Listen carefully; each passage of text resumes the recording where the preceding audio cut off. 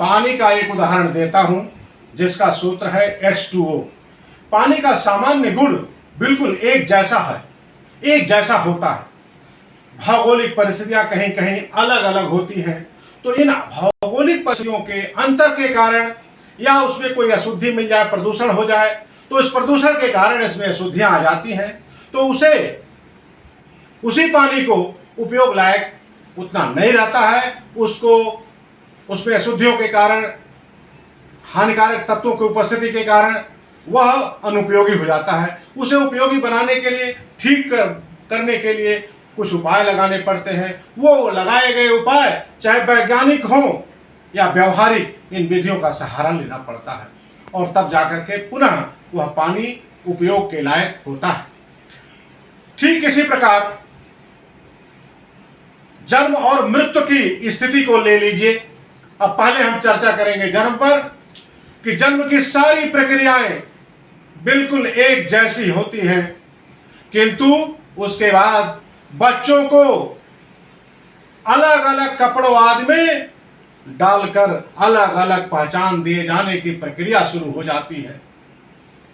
मृत्यु की भी अब चर्चा कर ली जाए। मृत्यु की भी स्थिति बिल्कुल एक जैसी होती है। हाँ, कुछ मामलों में जैसे दुर्घटना या कोई बीमारी को छोड़ करके सामान्य मृत्यु एक जैसी है, परंतु मृत्यु सामान्य होती है, इसकी दशाएं सामान्य होती हैं, बिल्कुल एक जैसी होती है, किंतु मृत्यु के बाद की क्रियाएं अलग अलग बना दी गई है और अलग अलग होती है। सोचो क्यों? यह बहुत सारा प्रश्न जो मानव समाज के सामने, आज आधुनिक सभ्य समाज के सामने, यह बहुत जरूरी दार्शनिक प्रश्न है। यह मंथन का और विचार का प्रश्न है। अपनी उन्नति, मानवता के विकास और विश्व में शांति की स्थापना के लिए विवेक का इस्तेमाल करना होगा। वैज्ञानिक दृष्टिकोण और तर्क शक्ति को बढ़ावा देना होगा। बगैर तर्क शक्ति के, जो हमारी असली शक्ति है, तर्क शक्ति है, जो बुद्धि विवेक के इस्तेमाल से चलती है, वैज्ञानिक सोच के आधार पर चलती है, तो ये करना होगा। मनुष्यों की दुनिया को विज्ञान के सिद्धांतों की तरह ही सामान्यीकरण की तरफ ले चलो, जिसकी सीख जन्म और मृत्यु की स्थितियां हमें बखूबी देती हैं।